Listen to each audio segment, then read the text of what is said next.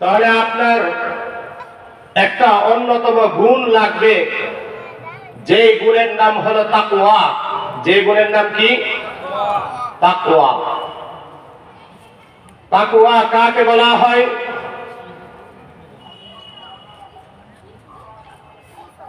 তিন জিনিসের নাম তাকওয়া। কয় জিনিসের নাম? তিন জিনিসের নাম তাকওয়া। এক নাম্বার শিরিক মুক্ত ঈমান। এক নাম্বার কি? দুই নাম্বার বেদাত মুক্ত নেক আমল। দুই নাম্বার কি? তিন নাম্বার গুনাহ মুক্ত জীবন। তিন নাম্বার কি? আপনারা যদি যেই মেডিসিন গুলোর কথা বলতেছি এগুলো যদি মুখস্থ করতে পারেন এবং বুঝতে পারেন, আমল করতে পারেন, আপনি রবের সাথে এমন ভাবে সাক্ষাৎ করবেন, আপনার দিলে কোনো প্রকারের ভয় ভীতি সঞ্চয় কোনো কিছুই থাকবে না। রব আপনাকে এত সুন্দর করে গ্রহণ করে নেবেন, আপনি কোনো ভয় ভীতি ছাড়া রবের জান্নাতে প্রবেশ করতে পারবেন। সুবহানাল্লাহ বলে।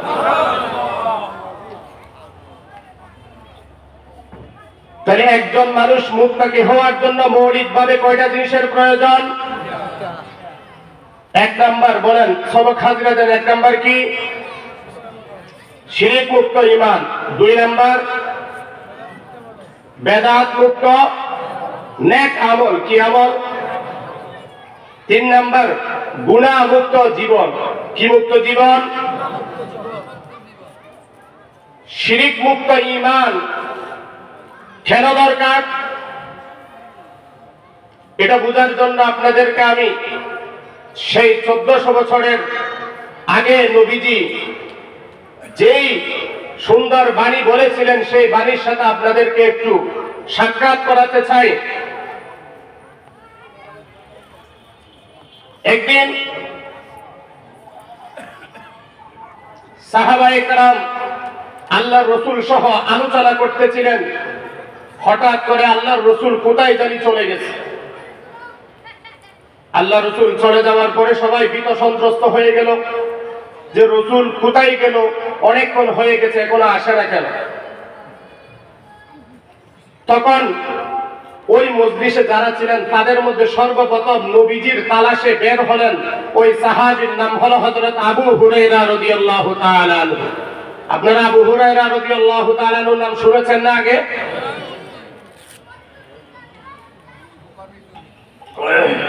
হযরত আবু হুরায়রা রাদিয়াল্লাহু তাআলা আনহু আল্লাহর রাসূলের তালাশে বের হওয়ার পরে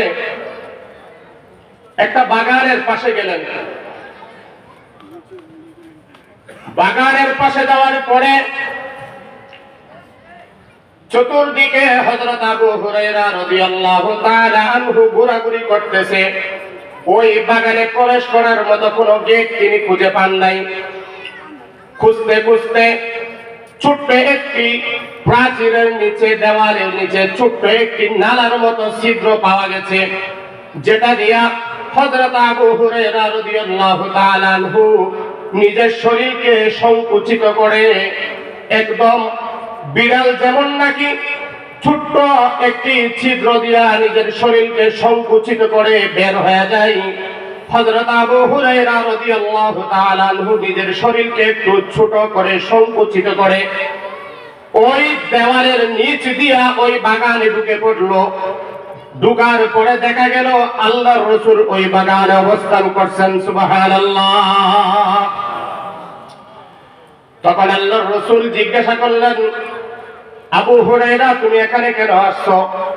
তখন আবু হুরায়রা বলেন, ইয়া রাসূলুল্লাহ,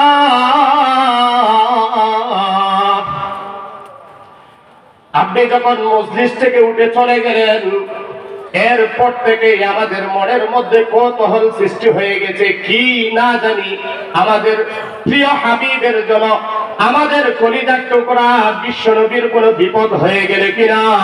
সেই কৌতূহলে আমি সর্বপ্রথম সেই ভীত সন্ত্রস্ত অবস্থায় ওই মজলিস থেকে উঠে পড়ি আপনার তালাশে। তখন আবু হুরায়রা রাদিয়াল্লাহু তাআলা আনহুকে আল্লাহর রাসূল বলেন, আবু হুরায়রা, আমি তোমাকে একটি কথা বলবো। তখন আবু হুরায়রা বলেন, ইয়া রাসূলুল্লাহ, বলেন কি কথা শুনি। তখন আল্লাহর রাসূল বলেন, মান ক্বালা লা ইলাহা ইল্লাল্লাহ দাখালাল জান্নাহ। যে ব্যক্তি পুরুষ হোক নারী হোক এই বাক্য পাঠ করবে, আল্লাহ ছাড়া কোনো মাবুদ নাই, আল্লাহ ছাড়া কোনো মাবুদ নাই, আল্লাহ ছাড়া কোনো উপাস্য নাই, আল্লাহ ছাড়া কোনো ইবাদতের উপযুক্ত কেউ নেই। দুই চোখে যা কিছু দেখি এবং না দেখি, সৎ কল্যাণের মালিক, অকল্যাণের মালিক, মঙ্গলের মালিক, অমঙ্গলের মালিক, মানুষকে সুস্থতা দেওয়ার মালিক, অসুস্থতা দেওয়ার মালিক, দুই চোখে যা দেখি আর না দেখি, সর্বক্ষমতার মালিক কে? বড় করে বলেন, আল্লাহ। আল্লাহ সর্বক্ষমতার মালিক কে বলেন না? এই কথা বলার পরে হযরত আবু হুরায়রা খুব খুশি হয়েছেন। তখন আল্লাহর রাসূলের জুতা মুবারক গুলি হযরত আবু হুরায়রার হাতে দিলেন এবং বললেন, তুমি যাও। তখন আবু হুরায়রা বললেন, হুজুর, আমি কি এটা মানুষকে সংবাদ দিব না যে এই বাক্য পাঠ করলে যে আল্লাহ তাআলা তাকে জান্নাতে প্রবেশ করাবেন, এই সংবাদ কি মানুষকে আমি দিব না? তখন নবীজি বলছেন, হ্যাঁ দাও। এদিকে আবু হুরায়রা আল্লাহ রাসূলের জুতা মুবারক দুটি নিয়ে বের হয়ে যখন যাচ্ছিলেন, প্রতিমধ্যে আবার দেখা হলো হযরত ওমর ফারুক রাদিয়াল্লাহু তাআলা আনহুর সাথে। হযরত ওমর ফারুককে দেখার সাথে সাথে আবু হুরায়রা বললেন, মান ক্বালা লা ইলাহা ইল্লাল্লাহ দাখালাল জান্নাহ।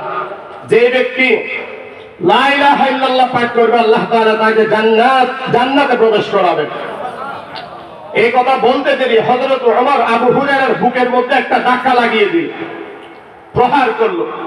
আবু হুরায়রা এই উমরের ধাক্কার কারণে তিনি মাটিতে বসে পড়ল। আবু হুরায়রা কষ্ট পেলেন। আবু হুরায়রা রাদিয়াল্লাহু তাআলা আনহু আর বসে থাকেন নাই, উল্টা রিটার্ন চলে গেছেন নবীজির দরবারে। নবীজি যে জায়গায় অবস্থান করছেন ওই জায়গায় চলে গেছেন। যাওয়ার পরে নবীজিকে অভিযোগ করে আবু হুরায়রা বলেন, ইয়া রাসূলুল্লাহ, আপনি যেই বাণী আমাকে বলেছিলেন ওই বাণী যখন আমি হযরত ওমরকে বললাম, আমাকে আঘাত করেছেন। এই অভিযোগ দিতে না দিতে পিছু পিছু চলে গেলেন হযরত ওমর ফারুক। তখন সাথে সাথে আল্লাহর রাসূল প্রশ্ন করলেন, ইয়া ওমর, তুমি কেন হযরত আবু হুরায়রাকে প্রহার করলা? তখন হযরত ওমর বলেন, ওগো আল্লাহর রাসূল, এই কথা যদি মানুষকে বলা হয় লা ইলাহা ইল্লাল্লাহ পাঠ করে জান্নাতে প্রবেশ করবে, তখন মানুষ অন্যান্য শুধু কালিমা পড়ে ঈমান আনার পরে বসে থাকবে, নেক আমল করতে চাইবে না, অন্যান্য নামাজ পড়তে চাইবে না, যাকাত দিতে চাইবে না, হজ করতে চাইবে না, অন্যান্য নেক আমলের ব্যাপারে উদাসীন হয়ে যেতে পারে। এই জন্য আমি হযরত আবু হুরায়রাকে বারণ করলাম। এই হাদিস থেকে ঈমানের গুরুত্ব বোঝা গেছে, নেক আমলের গুরুত্ব বোঝা গেছে। আপনাদেরকে আমার বোঝানোর উদ্দেশ্য ছিল এটা, রবের সাথে সাক্ষাৎ করার জন্য কয়টা জিনিসের প্রয়োজন? এই সবক মনে রাখবেন শেষ পর্যন্ত। কয়টা জিনিস? এক নাম্বার কি বলছিলাম? সবক তাড়াতাড়ি ভুলে গেলে কেমন হবে? হ্যাঁ, শিরক মুক্ত ঈমান। কি মুক্ত ঈমান?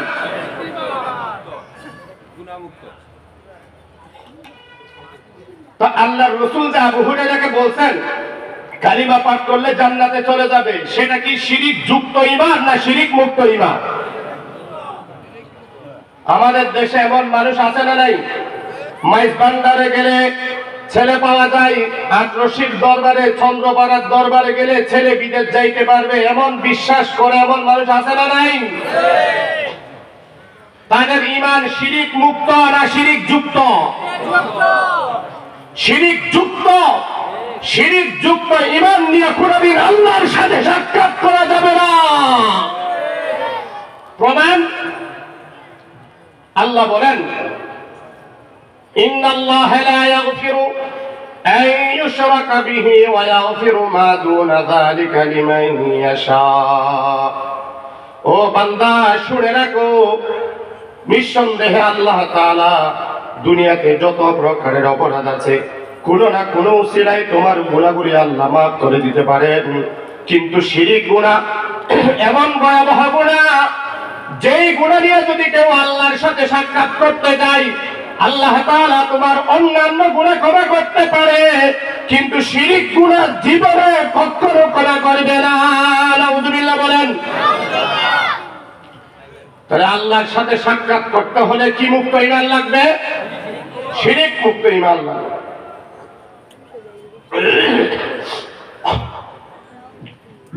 দুই নাম্বার, বেদাত মুক্ত।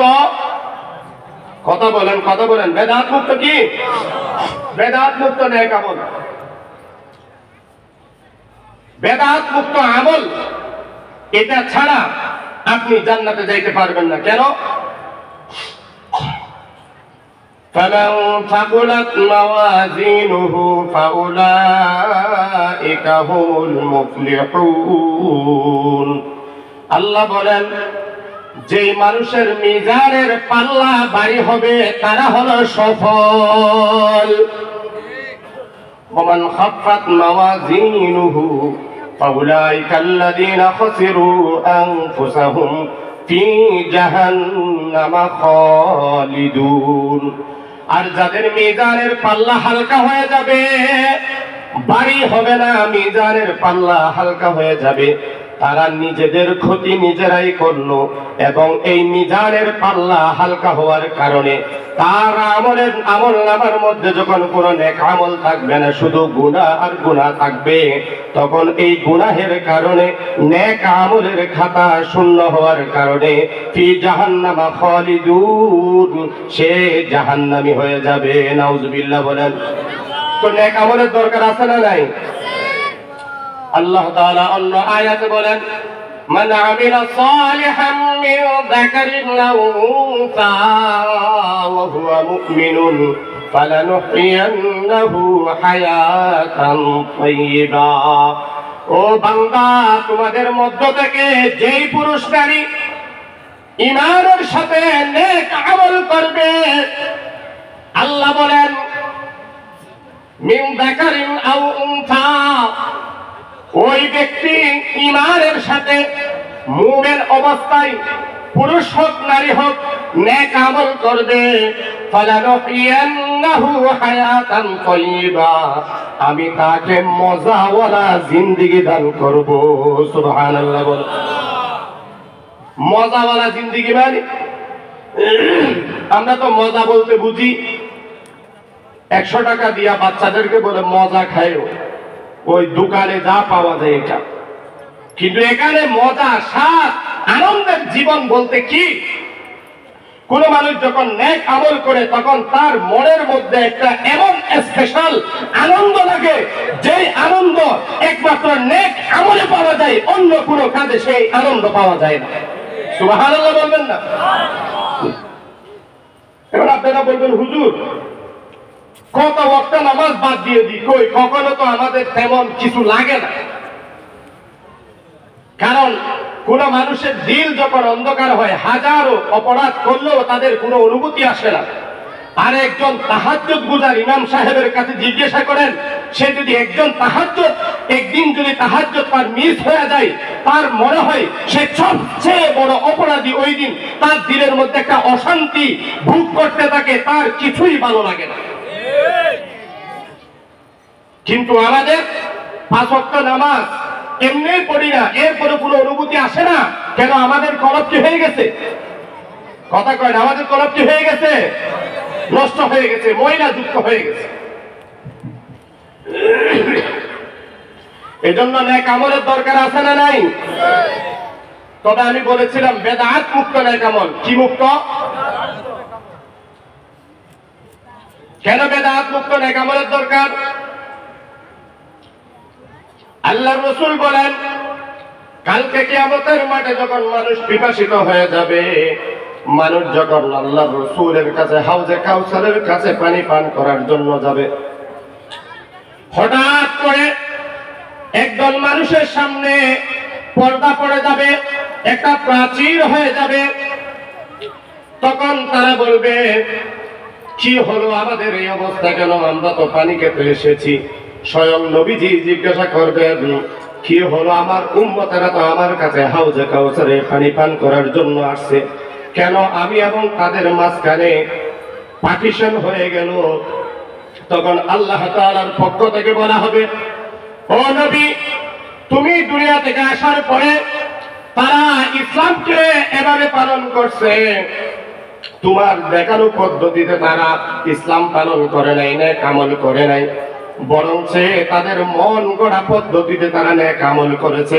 তারা বেদাত করেছে। আযানের আগে সালাতু সালাম পাঠ করে আমাদের দেশে আছে না নাই?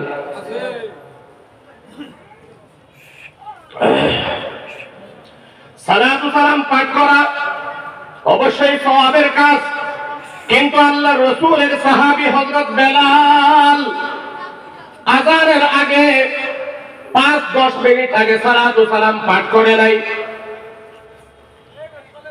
আল্লাহর রাসূল যেভাবে আমল করেছেন, সাহাবী যেভাবে আমল করেছেন, আপনি যদি সেভাবে আমল না করে আপনার মন গড়া আমল করেন, ওই কাজটা যদি ভালো কাজ হয়, এরপর আল্লাহর দরবারে কবুল হবে না। মাগরিবের নামাজ কয় রাকাত বলেন না? এখন যদি আপনি বলেন, হুজুর আমি 3 রাকাত আদায় করব না, নামাজ তো ভালো জিনিস, আমি মাগরিবের নামাজ 4 রাকাত আদায় করব, আপনার নামাজ হবে? কেন হবে না? কারণ আপনি রাসূলের পদ্ধতি অনুযায়ী নামাজ পড়েন নাই। এই জন্য যেই কোন আমল আপনি করেন না কেন, ওই আমল যদি আল্লাহ এবং আল্লাহর রাসূলের নিয়ম অনুযায়ী, সাহাবায়ে কেরামের দেখানো পদ্ধতি অনুযায়ী না হয়, আপনি যদি মন গড়া আমল করেন, আল্লাহর কসম আপনার আমল আল্লাহ তাআলা কবুল করবে না। এই জন্য নেক আমল এমন এক দামি জিনিস, মানুষ নেক আমলের কারণে জান্নাতে যাইতে পারবে না। এই জন্য আপনাদেরকে আমি বলেছিলাম, আল্লাহর সাথে সাক্ষাৎ করতে হলে কয়টা জিনিসের প্রয়োজন বলেন না? 1 নম্বরে কি বলেন? সবক মুখস্থ হতে হবে, না ভুলে যাবেন। 1 নম্বরে শিরিক মুক্ত ঈমান, 2 নম্বরে বেদাত মুক্ত নেক আমল, 2 নম্বরে কি? 3 নম্বরে গুনাহ মুক্ত জীবন। প্রিয় ভাইয়েরা, গুনাহ মুক্ত জীবন কেন প্রয়োজন একটু মনের কান দিয়ে শুনেন। আপনি যদি গুনাহ মুক্ত জীবন যদি গড়তে না পারেন, আপনার এই দেহ এবং এই বডি কখনো আল্লাহর বানানো জান্নাতে প্রবেশ করাতে পারবেন না। দলিল কি? আল্লাহ তাআলা বলেন, কুল্লু নাফসিন যায়িকাতুল মাউত। এতটুকু আয়াত মাদ্রাসার শিক্ষক ছাত্রদের কথা বাদ দেন, কোন রাজনৈতিক ব্যক্তি এবং যারা একেবারে অশিক্ষিত মানুষ আছে, তারাও কুল্লু নাফসিন যায়িকাতুল মউত এতটুকু জানে না এমন কোন মানুষ আছে? আরে কথা বলে না। কিন্তু এরপরে আল্লাহ কি বলেছেন সেটা জানে না। কিন্তু কুল্লু নাফসিন যায়িকাতুল মউত পর্যন্ত এটা জানে, কিন্তু এরপরে আল্লাহ কি বলেছেন সেটা ভালোভাবে অনুধাবন করা দরকার। কুল্লু নাফসিন যায়িকাতুল মউত এটা অনুবাদেরও প্রয়োজন নাই। প্রত্যেক প্রাণী মৃত্যুর স্বাদ গ্রহণ করবে। কিন্তু এরপর আল্লাহ কি বলেছেন? ওয়া ইন্নামা তুওয়াফাউনা উজুরাকুম ইয়াওমাল কিয়ামাহ। মারা তো যাইবা ঠিক, তোমার প্রাণ পাখি উড়ে যাবে তোমার দেহ থেকে, এটা শতভাগ নিশ্চিত। তবে কালকে কিয়ামতের মাঠে তুমি দুনিয়াতে যে আমল করেছ সেটার প্রতিদান তোমাকে পরিপূর্ণভাবে বুঝিয়ে দেওয়া হবে। এখন আমলনামা বুঝিয়ে দেওয়ার দুই সিস্টেম। এক নাম্বার হলো হয়তো আপনার আমলনামা ডান হাতে আসবে, অথবা আপনার আমলনামা বাম হাতে আসবে। আপনার আমলনামা যদি ডান হাতে আসে তাইলে আপনি জান্নাতি, সুবহানাল্লাহ বলেন। আর যদি আপনার আমলনামা বাম হাতে আসে, আপনি হাজারো চেষ্টা করার পরেও জান্নাতে ঢুকতে পারবেন না। এই জন্য মহান রব বলেন, ওয়া ইন্নামা তুওয়াফাউনা উজুরাকুম ইয়াওমাল কিয়ামা ফামান যুহজিহা আনিন নার ওয়া উদখিলাল জান্নাতা ফাকাদ ফাজ। ও বান্দা, কিয়ামতের মাঠে আমলনামা ডান হাতে দেওয়ার পরে তুমি যদি জাহান্নাম থেকে নিজেকে রক্ষা করতে পারো এবং নিজেকে যদি জান্নাতের মালিক বানাতে পারো, ফাকাদ ফাজ, তাহলেই তোমার জীবন সফল, সুবহানাল্লাহ বলেন। আর যদি মৃত্যুবরণ করার পরে আমলনামা বাম হাতে আসার পরে আপনি যদি জান্নাতে যাইতে না পারেন, জাহান্নামে যান, আপনার মতো হতভাগা এই পৃথিবীতে আর কোনো মানুষ নাই।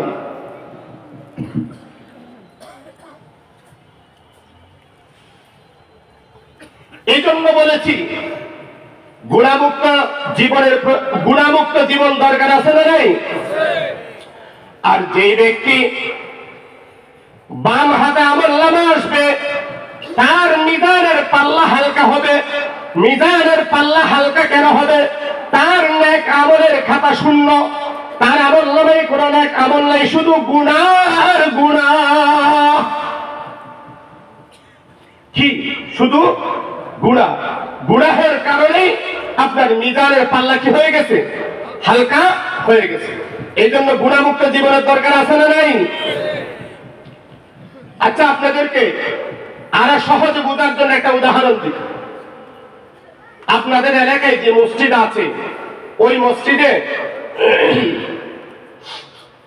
শরীরের মধ্যে কোনো কেউ যদি পায়খানা মেখে, টয়লেটের ময়লা মেখে মসজিদে ঢুকতে চায়, তাহলে আপনারা কি বলেন? ঢুকতে দিবেন? কেন দিবেন না? ফতোয়াটা দিয়ে দেন তো দেখি।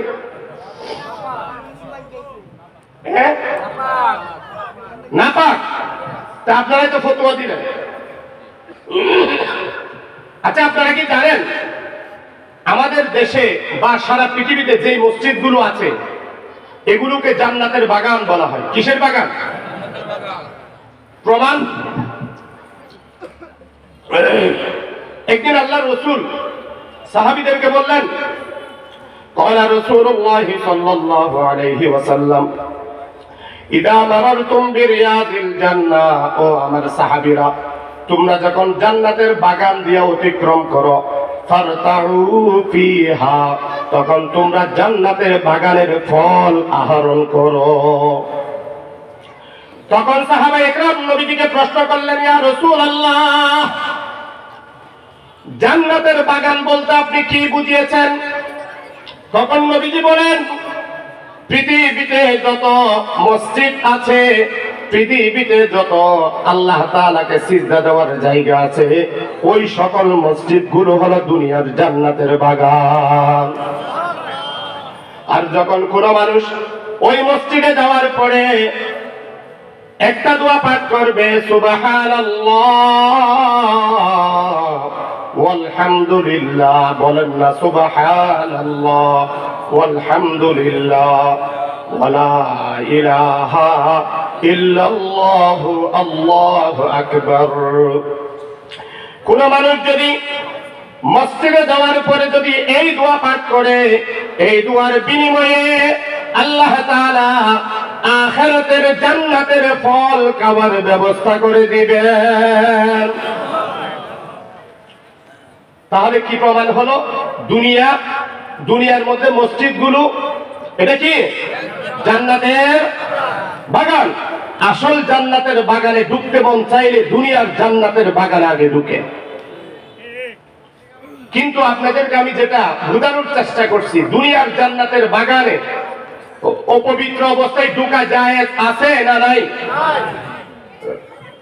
শিওর তো? দ্বিমত থাকলে কেউ হাত তুলেন। এমন কেউ থাকলে হুজুর আমি নাপাক নিয়েও মসজিদে ঢুকতে পারবো, এমন কেউ থাকলে হাত উঠান। নাই? তা আমার সাথে আপনারা সবাই একমত আছেন, মাশাআল্লাহ। দুনিয়ার জান্নাতের বাগানে আপনি যদি সামান্য নাপাক নিয়ে যদি ঢুকতে না পারেন, কালকে কিয়ামতের মাঠে আল্লাহ তাআলার তৈরি জান্নাত, যেই জান্নাতের মধ্যে হযরত আদম এবং মা হাওয়াকে পেশাব পায়খানার প্রয়োজন হওয়ার কারণে জান্নাতে থাকার সুযোগ দেয় নাই, দুনিয়াতে পাঠিয়ে দিয়েছেন, এমন জান্নাতের মধ্যে আপনার আমার গায়ের মধ্যে সুদের গুনাহ, ঘুষের গুনাহ, জেনার গুনাহ, ব্যভিচারের গুনাহ, চোখের গুনাহ, হাতের গুনাহ, পায়ের গুনাহ, এমন কোন অপরাধ নাই যে গুনাহ করি নাই। এত বেশি অপরাধ নিয়া, এত বেশি নাপাকি নিয়া, এত বেশি সুদের গুনাহ নিয়া, এত বেশি ঘুষের গুনাহ নিয়া, এত বেশি চোখের জেনার গুনাহ নিয়া, এত বেশি করবের গুনাহ নিয়া আল্লাহর জান্নাতে ঢোকার পারমিশন পাওয়া যাবে না। এই জন্য বান্দা দুনিয়ার জান্নাতের বাগানে ঢুকতে যাবার নিজেকে শরীর পবিত্র করতে হয়। কোন মানুষের যদি গোসল ফরজ হয় তার গোসল করতে হয়, কোন মানুষের যদি নামাজ পড়ার ইচ্ছা হয় উযু করে পবিত্র করে ঢুকতে হয়। ঠিক তেমনি ভাবে আপনার লাশটা কবরস্থানে যাওয়ার আগে আপনি যদি নিজের জীবনকে যদি গুনাহমুক্ত জীবন যদি গড়তে না পারেন, আপনার লাশ কাটিয়ে উঠার আগে যদি আপনার জীবনকে যদি আপনি গুনাহমুক্ত করতে না পারেন, ও বান্দা তোমার কপালে দুঃখের কোনো শেষ হবে না। আর যদি কবরস্থানে লাশ হয়ে যাওয়ার আগে তুমি আর আমি যদি আমাদের জীবনকে যদি পবিত্র করতে পারি, শিরক মুক্ত ঈমান, বেদাত মুক্ত আমল, গুনাহ মুক্ত জীবন, এই তিনটা জিনিস যদি সাথে নিয়ে যদি কবরে যাইতে পারেন, আল্লাহর কসম জান্নাতে যাইতে এক সেকেন্ড দেরি হবে না। জান্নাতে যাইতে রাজি আছেন নি? বলেন না লা ইলাহা ইল্লাল্লাহ, লা ইলাহা ইল্লাল্লাহ, লা ইলাহা ইল্লাল্লাহ, লা ইলাহা ইল্লাল্লাহ।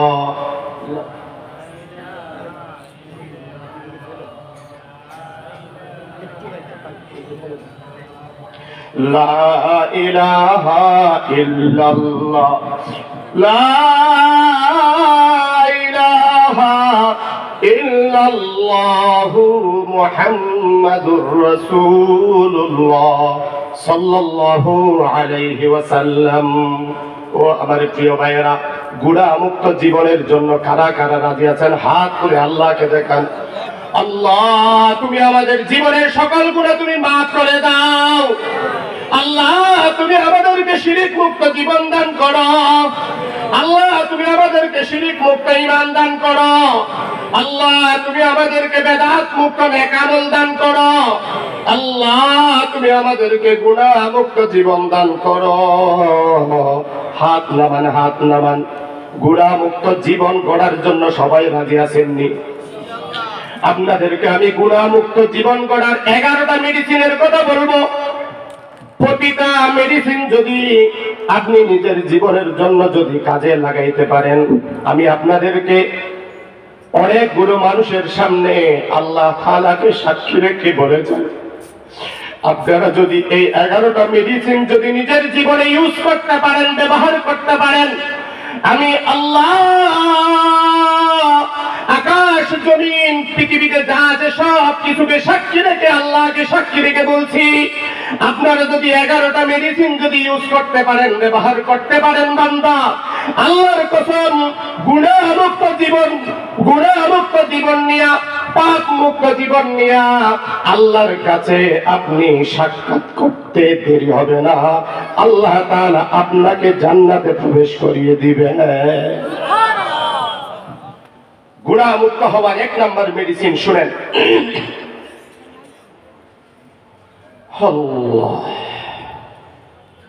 গুনাহ মুক্ত হওয়ার 1 নম্বর মেডিসিনের নাম হলো নামাজ।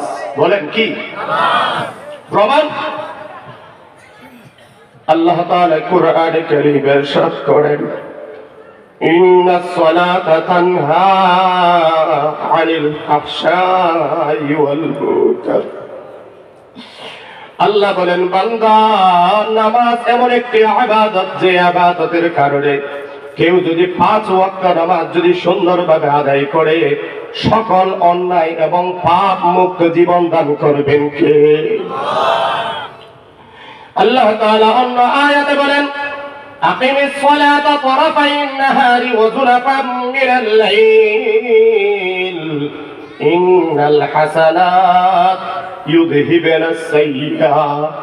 ও বান্দা, তুমি নামাজ প্রতিষ্ঠা করো, দিনের 2 প্রান্তে নামাজ আদায় করো, রাতের কিছু সময় নামাজ আদায় করো। মুফাসসিরিন ইকরাম লেখেন, দিনের 2 প্রান্তে নামাজ এবং রাতের কিছু অংশ নামাজ থেকে উদ্দেশ্য হলো কয় ওয়াক্ত নামাজ বলেন না, 5 ওয়াক্ত নামাজ। আল্লাহ বলেন, ইন্নাল হাসানাত ইউযহিবুনাস সাইয়্যাত।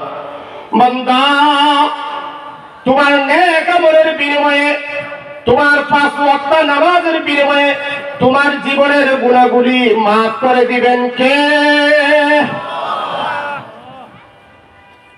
গুনাহমুক্ত জীবনের মেডিসিন ব্যবহার করার জন্য রাজি আছেননি? আল্লাহর রাসূল সাল্লাল্লাহু আলাইহি ওয়াসাল্লাম একদিন সাহাবীদেরকে ডাক দিয়ে বললেন, ও আমার সাহাবীরা, আরাইতুম লাউ আন্না নাহরান বিবাবি আহাদিকুম, তোমরা আমাকে বলো, তোমাদের ঘরের সামনে যদি একটি নদী থাকে, ইয়াগতাসিলু মিনহু কুল্লা ইয়াউমিন 5 মাররাতিন, ওই নদী থেকে যদি দৈনিক কোন মানুষ 5 বার গোসল করে, হাল ইয়াবকা মিন দারানিহি শাইউন, ওই ব্যক্তির শরীরে কোনো ময়লা আবর্জনা থাকবে কিনা? সাহাবায়ে কেরাম নবীজির এই প্রশ্নের উত্তরে বললেন, ক্বালু লাম ইয়াবকা মিন দারানিহি শাই। ওগো আল্লাহর রাসূল, কোন মানুষ যদি দৈনিক 5 বার গোসল করে, ওই ব্যক্তির শরীরে ময়লা কিভাবে বাকি থাকবে? ময়লা থাকবে না। নবীজি বলেন, ফাযালিকা মাসালুস সালাওয়াতিল খামসি ইয়ামহুল্লাহু বিহিন্নাল খাতায়া। ও সাহাবীরা, শুনে রাখো, কোন মানুষ যদি দৈনিক 5 বার নামাজ পড়ে, 5 ওয়াক্ত নামাজ পড়ে, ওই ব্যক্তিকে আল্লাহ তাআলা ওই ব্যক্তির মতো গুনাহ থেকে পবিত্র করে দিবেন। যেই ব্যক্তি দৈনিক 5 বার গোসল করার কারণে যেমন পরিষ্কার হয়ে যায়, 5 ওয়াক্ত নামাজ পড়ার কারণে আল্লাহ তাআলা তাকে এরকম গুনাহ মুক্ত জীবন দান করেন। সুবহানাল্লাহ। এত আছে গুনাহ মুক্ত জীবন গড়ার জন্য রাজি আছেননি? 1 নাম্বার মেডিসিন গেছে। কয় নাম্বার? 2 নাম্বার মেডিসিন নেন, সালাতুত তাওবা, তাওবার নামাজ পড়বেন। কিসের নামাজ? তাওবার নামাজ। কোন মানুষ যদি গুনাহ করে, গুনাহ করার পরে যদি সে ভীত সন্ত্রস্ত হয়ে দাঁড়িয়ে পবিত্রতা অর্জন করে 2 রাকাত নামাজ পড়ে রবের কাছে ক্ষমা চাই, আল্লাহর রাসূল বলেন, ওই ব্যক্তির অতীত জীবনের গুনাহগুলি ক্ষমা করে দিবেন কে? ফান আবি বকর রাদিয়াল্লাহু তাআলা আনহু قال سمعت رسول الله صلى الله عليه وسلم يقول, হযরত আবু বকর সিদ্দিক রাদিয়াল্লাহু তাআলা আনহু বলেন, আমি আল্লাহর রাসূলকে বলতে শুনেছি, মা মিন রাজুলিন ইউযনিবু যামবান থুম্মা ইয়াকুমু ফায়াতাতাহহারু। কোন মানুষ যখন গুনাহ করে, গুনাহ করার পরে দাঁড়িয়ে পবিত্রতা অর্জন করে, থুম্মা ইউসাল্লি, অতঃপর 2 রাকাত নামাজ পড়ে, থুম্মা ইস্তাগফিরুল্লাহ, অতঃপর কার কাছে ক্ষমা চাই? বলেন না, কার কাছে ক্ষমা চাই? আল্লাহ তাআলার কাছে ক্ষমা চাই। আল্লাহর রাসূল বলেন, ইল্লা গাফারা লাহু, আল্লাহ তাআলা এই 2 রাকাত তাওবার নামাজ পড়ার বিনিময়ে তার অতীত জীবনের গুনাহগুলো ক্ষমা করে দিবেন কে? এরপরে আল্লাহর রাসূল একটি আয়াত পড়েছেন। আল্লাহর রাসূল বলেন, ওয়াল্লাযীনা ইযা ফাআলু ফাহিশাতান আও যালামু আনফুসাহুম যাকারুল্লাহ ফাস্তাগফিরু লিযুনুবিহিম। আল্লাহ তাআলা বলেন, কোন মানুষ যখন অশ্লীল বা কোন পাপ কাজ, কোন গুনাহের কাজ করে ফেলে, গুনাহের কাজ করার পরে কাকে ডাকে বলেন না? কাকে ডাকে? আল্লাহকে ডাকে। ফাস্তাগফিরু লিযুনুবিহিম, এবং নিজের গুনাহের স্বীকৃতি দিয়ে বলে, ওগো আল্লাহ, অনেক বড় গুনাহ করে ফেলেছি, অনেক বড় পাপ করেছি, আল্লাহ তুমি যদি ক্ষমা না করো, পৃথিবীতে ক্ষমা করার কেউ নাই। আল্লাহ তুমি যদি মাফ করে দাও, আমাকে বিপদ দেওয়ার মতো কেউ না। এই কথা বলে যখন আল্লাহ তাআলার কাছে ক্ষমা প্রার্থনা করে, আল্লাহ বলেন, ওয়া ইয়াগফিরুয যুনুবা ইল্লাল্লাহ। ও বান্দা, আল্লাহ ছাড়া কেউ আছে কি তোমার গুনাহগুলি ক্ষমা করে দিবে? কেউ আছে? আল্লাহ বলেন, ওয়া মান ইয়াগফিরুয যুনুবা ইল্লাল্লাহ। আল্লাহ ছাড়া কে আছে গুনাহ ক্ষমা করার? কেউ আছে? গুনাহ মুক্ত হওয়ার 2 নম্বর মেডিসিনের নাম কি? সবক কি একজনের মুখস্থ হয়েছে তাইলে? কিসের নামাজ? 1 নম্বর মেডিসিন কি? 5 ওয়াক্ত নামাজ। 2 নম্বর মেডিসিন কি? 3 নম্বর মেডিসিন সালাতুত তাসবিহ নামাজ। কিসের নামাজ? আল্লাহ রাসূল সাল্লাল্লাহু আলাইহি ওয়াসাল্লাম তার আপন চাচা হযরত আব্বাস রাদিয়াল্লাহু তাআলা আনহু একদিন ডাক দিয়া বলেন, ইয়া আব্বাস, ইয়া আম্মা, ও প্রিয় চাচা, ও আব্বাস, আলা উতিকা, আমি কি তোমাকে দান করব না? আলা আমনাহুকা, আমি কি তোমাকে দিব না? আলা উখবিরুকা, আমি কি তোমাকে সংবাদ দিব না? ইদা আনতা ফাআলতা যালিকা, ও আব্বাস, ও চাচা, তুমি যদি এই আমলটা করো, গাফারাল্লাহু লাকা যামবাক, আল্লাহ তাআলা তোমার অতীত জীবনের গুনাহগুলো মাফ করে দিবেন।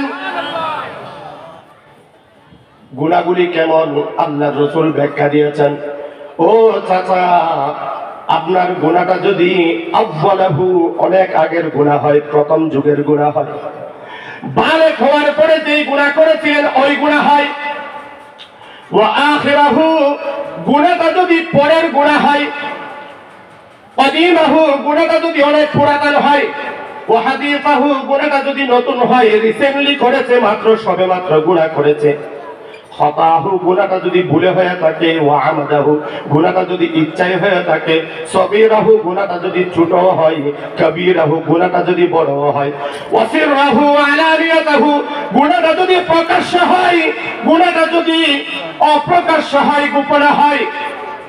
4 রাকাত নামাজে নির্দিষ্ট একটি দোয়া, সুবহানাল্লাহ বলেন, সুবহানাল্লাহ ওয়ালহামদুলিল্লাহ ওয়া লা ইলাহা ইল্লাল্লাহু আল্লাহু আকবার। ও বান্দা, 4 রাকাত নামাজের মধ্যে এই নির্দিষ্ট একটি দোয়া, সুবহানাল্লাহ ওয়ালহামদুলিল্লাহ ওয়া লা ইলাহা ইল্লাল্লাহু আল্লাহু আকবার, প্রতিটা রাকাতে 75 বার করে 300 বার যদি 4 রাকাত নামাজে এই দোয়ার মাধ্যমে সালাতুত তাসবিহ নামাজ পড়ে, আল্লাহর রাসূল নিজের আপন চাচাকে বলেছেন, আপনার জীবনের সকল গুনাহ ক্ষমা করে দিবেন কে? আল্লাহ। আল্লাহ রাসূল সাল্লাল্লাহু আলাইহি ওয়াসাল্লাম হাদিসের শেষে হযরত আব্বাসকে বলেন, প্রতিদিন আপনি সালাতুত তাসবিহ নামাজ আদায় করবেন। ফাইন লাম তাফআল, প্রতিদিন যদি আপনি সালাতুত তাসবিহ নামাজ আদায় করতে না পারেন, ফি কুল্লি জুমআতিন মাররাতান, প্রত্যেকটা জুমায় আপনি শুক্রবারে সপ্তাহে 7 দিনে একদিন হলেও সালাতুত তাসবিহ নামাজ আদায় করেন। ফাইন লাম তাফআল ফি কুল্লি সানাতিন মাররাতান, আর যদি প্রতি জুমায় আদায় করতে না পারেন, অন্ততপক্ষে বছরে একবার হলেও সালাতুত তাসবিহ নামাজ আদায় করবেন।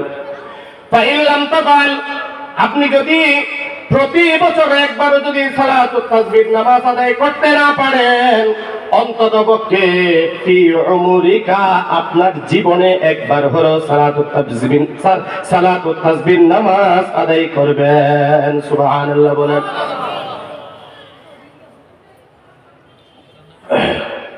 সালাতুত তাসবিহ নামাজ আদায় করেছেন এমন কে কে হাত উঠান তো? আলহামদুলিল্লাহ, হাত নামান। যারা এখনো আদায় করেন নাই, আদায় করে নিবেন তো ইনশাআল্লাহ। তাহলে গুনাহমুক্ত জীবন গঠন করার জন্য 3 নম্বর মেডিসিনের নাম কি বলেন না? সবক ভুলে যাবেন। 1 নম্বর মেডিসিন 5 ওয়াক্ত নামাজ, 2 নম্বর মেডিসিন তাওবার নামাজ, 3 নম্বর মেডিসিন সালাতুত তাসবিহ নামাজ, 4 নম্বর মেডিসিন, 5 নম্বর মেডিসিন, 6 নম্বর মেডিসিন। 3টা মেডিসিন একসাথে এক হাদিসে বিশ্বনবী বলে দিয়েছেন, ক্বালা রাসূলুল্লাহ সাল্লাল্লাহু আলাইহি ওয়াসাল্লাম, আলা আদুল্লুকুম আলা মা ইয়ামহুল্লাহু বিহিল খাতায়া। আল্লাহর রাসূল বলেন, আমি কি তোমাদেরকে এমন আমলের কথা বলে দিব না যে আমল করলে তোমাদের গুনাহগুলো ক্ষমা করে দিবেন কে? তখন আল্লাহর রাসূল সাল্লাল্লাহু আলাইহি ওয়াসাল্লাম গুরুত্বপূর্ণ 3টা আমলের কথা বলেছেন এই হাদিসে। 1 নম্বরে ইসবাগুল উযুই আলাল মাকারি। আপনার শীতকালে উযু করতে মন চায় না, পানি ঠান্ডা। সকালবেলা ঘুম থেকে যখন ডাক দেয়, কয় এত ঠান্ডার মধ্যে কিভাবে উযু করব, উযু করতে মন চায় না। নবীজি বলেন, আপনার মনে না চাইলেও আপনি যদি মনের বিরোধিতা করে আপনি যদি পরিপূর্ণভাবে উযু করতে পারেন, এই পরিপূর্ণভাবে উযু করার বিনিময়ে শুধু আপনার গুনাহ মাফ হবে এমন না, আপনার চোখের যদি কোনো গুনাহ থাকে, আপনার হাতের গুনাহ, আপনার কানের গুনাহ, আপনার নাকের গুনাহ, আপনার মুখের গুনাহ হাদিসের মধ্যে এসেছে। এমনকি হাত এবং পায়ের নখের নিচে যদি কোনো পাপ বসে থাকে, এই পরিপূর্ণ উযু করার বিনিময়ে আপনার জীবনের গুনাহগুলো ক্ষমা করে দিবেন কে? আল্লাহ। বলেন বলেন বলেন, কে ক্ষমা করে দিবেন? আল্লাহ। 4 নম্বর মেডিসিন শেষ হলো। 5 নম্বর মেডিসিন ওয়াকাসরাতুল খুতা ইলাল মাসাজিদ। ও বান্দা, আপনি যখন মুয়াজ্জিন সাহেব আযান দেওয়ার পরে 1 কদম 2 কদম করে করে যখন মসজিদে যাবেন, বিশ্বনবী বলেন প্রতিটা কদমের বিনিময়ে আপনার জীবনের এক একটা গুনাহ মাফ করে দিবেন কে? শুধু গুনাহ মাফ করবেন এমন না, প্রত্যেকটা কদমের বিনিময়ে এক একটা গুনাহ, এক একটা মর্যাদা বুলন্দ করবেন কে? এই জন্য 5 নাম্বার গুনাহমুক্ত জীবনের আরেকটা মেডিসিন হলো, আজান যখন হবে আমি আস্তে আস্তে 1 কদম 2 কদম করে কোথায় যাব বলেন না? মসজিদে। কিন্তু মসজিদে যাওয়ার জন্য আমরা রাজি নাই। শুক্রবারে মসজিদের মধ্যে মুসল্লি হয় 5 কাতার, কিন্তু অন্যান্য 5 ওয়াক্ত নামাজে মুসল্লি হয় কত? তার মানে কি শুধু শুক্রবারে একদিন মুসলমান থাকে আর 6 দিন কি তারা কাফের হয়ে যায় নাকি? কাফের হয়ে যায়? কাফের হয়ে যায় না, কিন্তু কাফেরের মতো আচরণ তারা করে। কেন? মান তারাকাস সালাতা ফাকাদ কাফারা। আল্লাহ রাসূল বলেন, ইচ্ছাকৃত যদি কোনো মানুষ নামাজ ছেড়ে দেয় সে যেন কুফরি কাজ করলো। নাউজুবিল্লাহ বলেন। এই জন্য 5 ওয়াক্ত নামাজ পড়বেন তো ইনশাআল্লাহ। 6 নাম্বার মেডিসিন আল্লাহর রাসূল বলেন, মুয়াজ্জিন আযান দেওয়ার পরে আপনি জামাতের এখনো 10 মিনিট বাকি আছে, 5 মিনিট বাকি আছে, কই দোস্ত মেয়েটার কি খবর লে, তোর ব্যবসা বাণিজ্যের কি খবর? কই দোস্ত চল মসজিদে যাই। আরে দোস্ত বেটা আরো 10 মিনিট আছে, দাঁড়া একটু কথা কই। আছে না নাই? আল্লাহর রাসূল বলেন, কোন মানুষ নামাজের অপেক্ষায় ইন্তিজারুস সালাতি বাদাস সালাহ, কোন মানুষ আযান হওয়ার পরে নামাজের জন্য যদি কেউ অপেক্ষা করে মসজিদে গিয়া, কেউ যদি সুবহানাল্লাহ নাও পড়ে, কোরআন তেলাওয়াত নাও করে, আলহামদুলিল্লাহ নাও পড়ে, লা ইলাহা ইল্লাল্লাহর জিকির যদি কেউ নাও করে, শুধুমাত্র কিসের অপেক্ষায় বসে আছে বলেন না? শুধু সালাতের অপেক্ষায়, নামাজের অপেক্ষায় বসে আছে।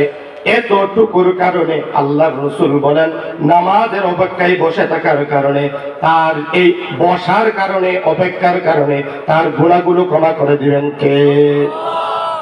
এক নাম্বার মেডিসিন 5 ওয়াক্ত নামাজ, 2 নাম্বার মেডিসিন সালাতুত তাওবার নামাজ, 3 নাম্বার মেডিসিন সালাতুত তাসবিহ নামাজ, 4 নাম্বার মেডিসিনের নাম হলো পরিপূর্ণভাবে ওযু করা, 5 নাম্বার মেডিসিনের নাম হলো আস্তে আস্তে কদম দিয়ে কোথায় যাওয়া বলেন না? মসজিদে যাওয়া। 6 নাম্বার মেডিসিন হলো নামাজের অপেক্ষায় বসে থাকা। 7 নাম্বার মেডিসিন কয় নাম্বার? যদি মেডিসিন মনে রাখতে পারেন তাইলে আজকে কাম হয়ে গেছে আপনার।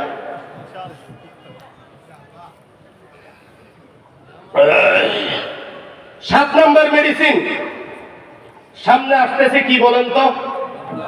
রমজান। মাশাআল্লাহ, আমাদের এলাকায় যখন কোনো মানুষ ফসল ফলায়, কৃষি কাজ করে, ফসলের বীজ লাগার আগে আগাছা পরিষ্কার করে কি করে না?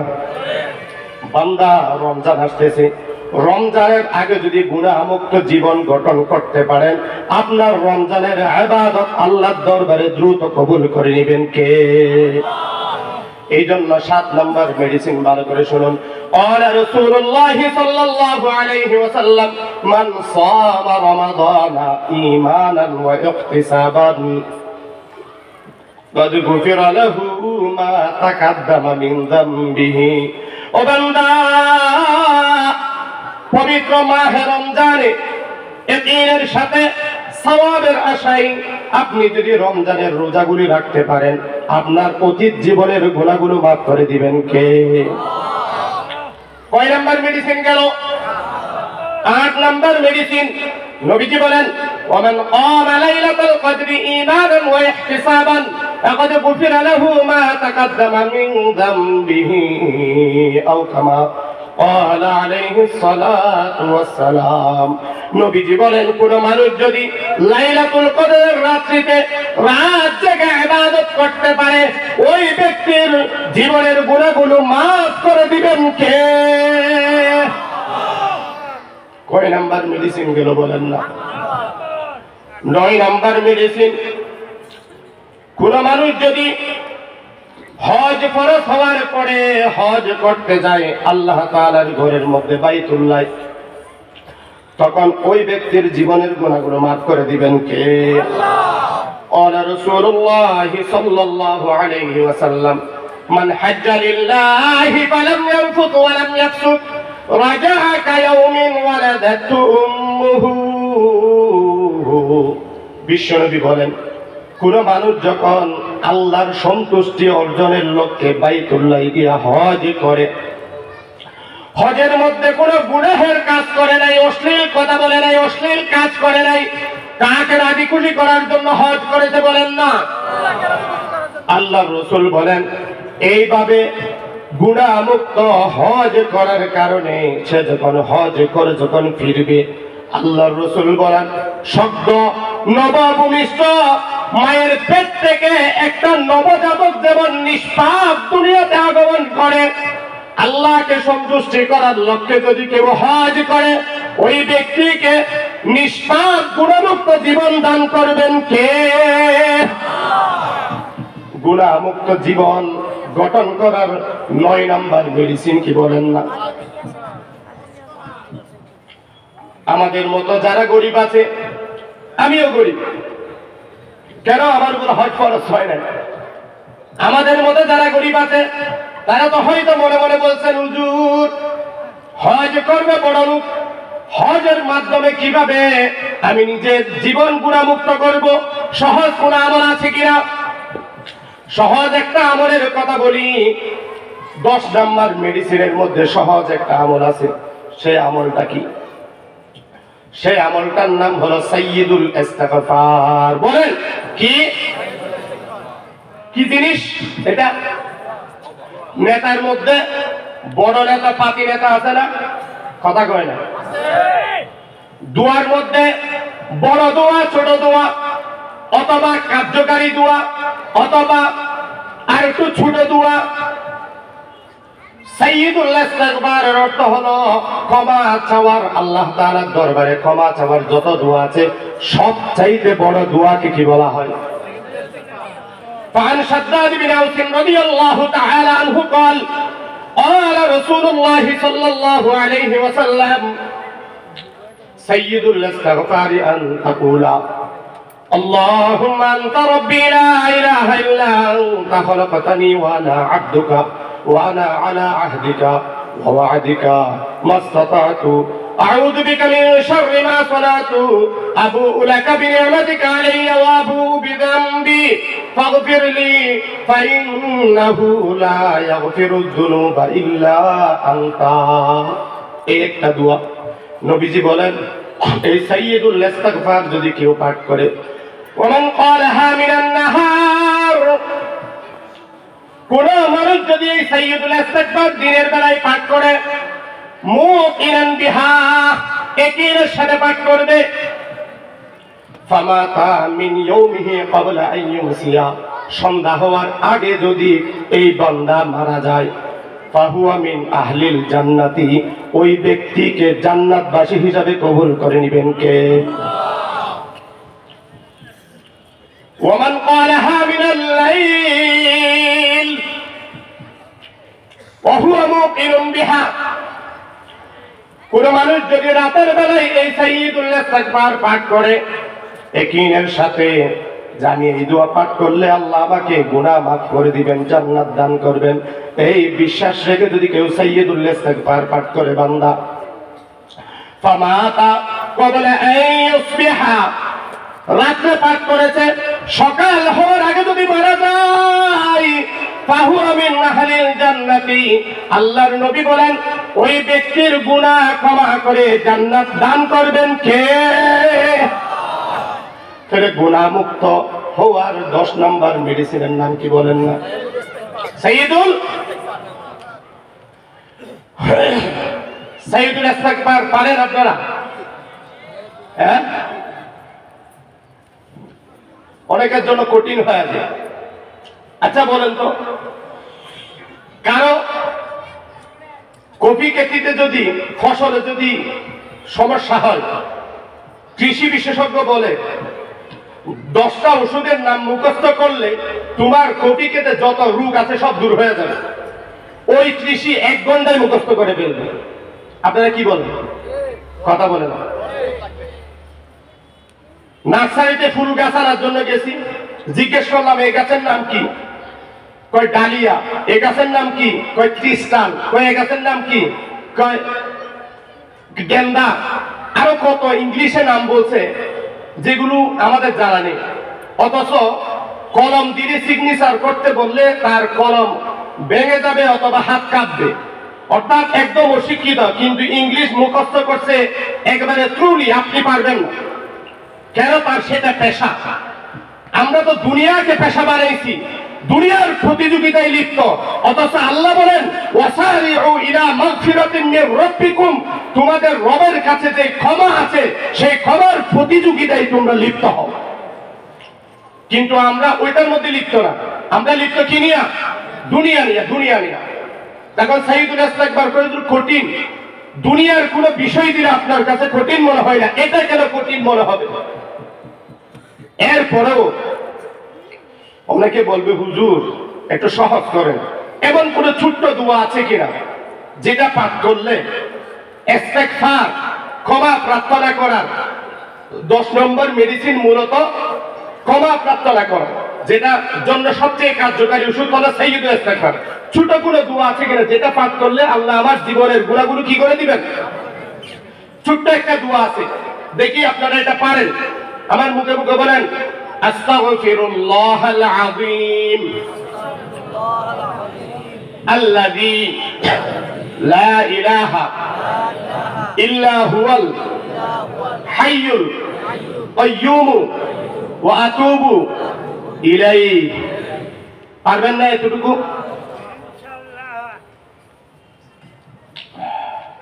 فعن ابي سعيد الخدري رضي الله تعالى عنه قال قال رسول الله صلى الله عليه وسلم হযরত আবু সাঈদ খুদরি রাদিয়াল্লাহু তাআলা আনহু থেকে বর্ণিত, তিনি বলেন বিশ্বনবী ইরশাদ করেন, কোন মানুষ যখন من قال حين يأوي إلى فراشه أستغفر الله العظيم الذي لا إله إلا هو الحي القيوم وأتوب إليه ثلاث مرات কয়বার? বিশ্বনবী বলেন, কোন মানুষ যখন বিছনায় ঘুমাতে যায় রাতের বেলা, বিছনায় ঘুমাতে যাওয়ার পরে 3 বার এই দোয়া পাঠ করবে, আস্তাগফিরুল্লাহাল আযীম আল্লাযী লা ইলাহা ইল্লা হুয়াল হাইয়ুল কাইয়্যুম ওয়া আতুবু ইলাইহি। কয়বার বলেন না? কোন মানুষ বিছানায় ঘুমাতে যাওয়ার পরে যদি 3 বার এই দোয়া পাঠ করে, আল্লাহর রাসূল বলেন তার জীবনের গুনাহগুলো ক্ষমা করে দিবেন কে?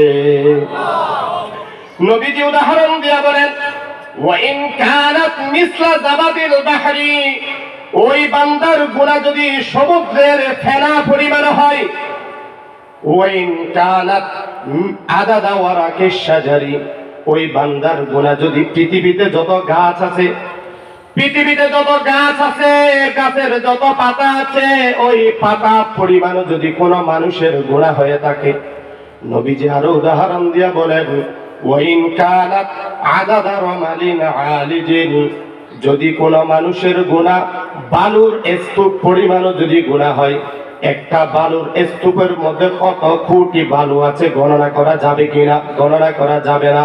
নবীজি বলেন কোন মানুষের গুনাহ যদি বালুর স্তূপ পরিমাণ হয়, ওয়াইন কানাত আদাদা আইয়ামিদ দুনিয়া, কোন মানুষের গুনাহ যদি পৃথিবীর সূচনা লগ্ন থেকে সৃষ্টির পর থেকে কিয়ামতের আগ পর্যন্ত আল্লাহ যত রাত দিন সৃষ্টি করেছেন, ওই দিন সমপরিমাণ যদি কারো গুনাহ হয়, নবীজি বলেন রাতের বেলায় বিছানায় গিয়া আস্তাগফিরুল্লাহাল আযীম আল্লাযী লা ইলাহা ইল্লা হুয়াল হাইয়ুল কাইয়্যুম ওয়া আতুবু ইলাইহি, এই দোয়াটা 3 বার পাঠ করার বিনিময়ে আপনার জীবনের গুনাহ সমুদ্রের ফেনার চাইতে বেশি হোক, গাছের পাতার চাইতে বেশি হোক, বালুর চাইতে বেশি হোক, দিনের চাইতে বেশি হোক, আপনার জীবনের গুনাহ ক্ষমা করে দিবেন কে? পড়ার জন্য রাজি আছেননি? আস্তাগফিরুল্লাহাল আযীম আল্লাযী লা ইলাহা ইল্লা হুয়াল হাইয়ুল কাইয়্যুম ওয়া আতুবু ইলাইহি। কয় নম্বর মেডিসিন গেল? 10টা মুখস্থ আছে তো না ভুলে গেছেন? 1 নম্বর মেডিসিনের নাম 5 ওয়াক্ত নামাজ, 2 নম্বর মেডিসিনের নাম তাওবার নামাজ, 3 নম্বর মেডিসিনের নাম সালাতুত তাসবিহ নামাজ, 4 নম্বর মেডিসিনের নাম হলো পরিপূর্ণভাবে ওযু করা, 5 নম্বর মেডিসিন কি? আস্তে আস্তে কদম দিয়া কোথায় যাওয়া? মসজিদে যাওয়া। 6 নম্বর মেডিসিনের নাম কি বলেন না? নামাজের অপেক্ষায় মসজিদে গিয়া অপেক্ষা করা। ঠিক আছে নি? তবে কিছু কিছু মুসল্লি আছে, কথার কথা নামাজের টাইম 8:15, 8:15 যখন বেজে যায় তখন এমন অস্থিরতা শুরু হয়, কতক্ষণ ডানে থাকে, কতক্ষণ বামে থাকে, কতক্ষণ এমনি থাকে, কতক্ষণ গলির দিকে থাকে। আছে না নাই? কিসের জন্য করে এটা? টাইম তো হয়ে গেছে, নামাজ পড়বো না, আসে না কেন ইমাম সাহেব?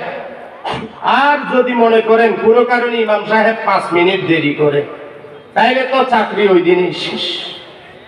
আছে না নাই? আচ্ছা, আপনাদেরকে একটা নবীজির ঘটনা শোনালে বুঝতে পারবেন। আল্লাহ রাসূল সাল্লাল্লাহু আলাইহি ওয়াসাল্লাম একদিন ফজরের নামাজের ইমামতি করার জন্য দাঁড়ালেন। হঠাৎ করে নবীজি নামাজ শুরু না করে সবাইকে বললেন তাকো। তখন নবীজি বাসায় গিয়া গোসল করে আবার নামাজের মধ্যে দাঁড়ালেন। নবীজির চুল থেকে, চুল মোবারক থেকে পানি আস্তে আস্তে টপকে টপকে পানি পড়ছে। তার অর্থ হলো নবীজির গোসলের প্রয়োজন ছিল, নবীজি ভুলে গোসল না করে চলে আসছে। তো নবীজি মুসল্লিদেরকে রেখে কোথায় গেছেন বলেন না? নামাজ পড়তে। কিন্তু সাহাবীরা কি নবীজির সাথে বিয়াদবি করছে? হ্যাঁ। তো আপনার ইমাম সাহেব কোনো কারণে আপনার পেট ব্যথা হয়, ইমাম সাহেবের পেট ব্যথা হয় না। আপনার সমস্যা হয়, ইমাম সাহেবের সমস্যা হয় না। আপনি মানুষ, ইমাম সাহেব ফেরেশতা। হ্যাঁ, ইমাম সাহেব ফেরেশতা। আপনার বউয়ের সমস্যা হয়, ইমাম সাহেবের বউয়ের সমস্যা হয় না। আপনার কোনো কারণে 10 দিন ছুটি লাগতে পারে মাসে, কখনো বিপদের কারণে। ইমাম সাহেবের 10 দিন ছুটি লাগলে ইমাম সাহেবের এত ছুটি লাগে কাকা, ইমাম সাহেব ফেরেশতা নাকি? এমন কমিটি আছে না নাই?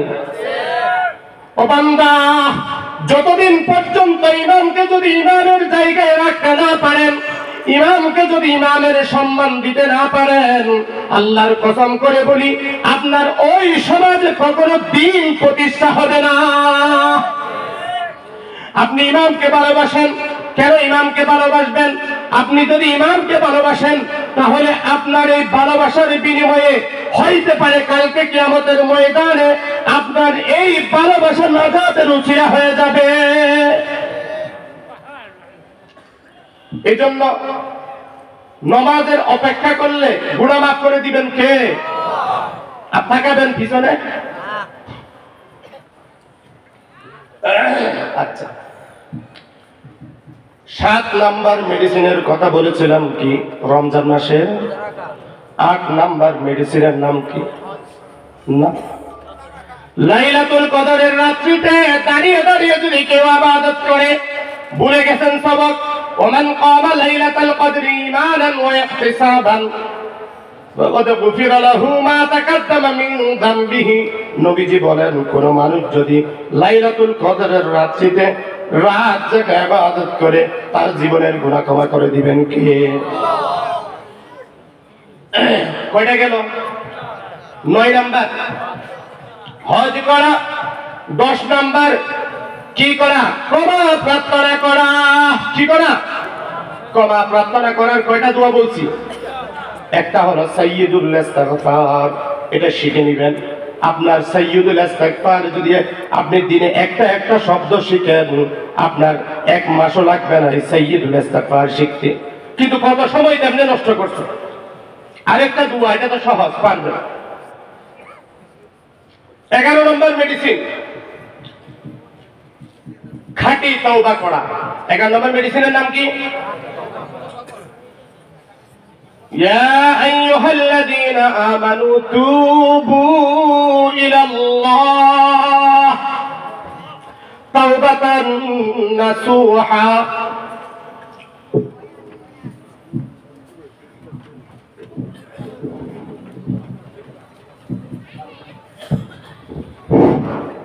এগারো নম্বর মেডিসিনের নাম হলো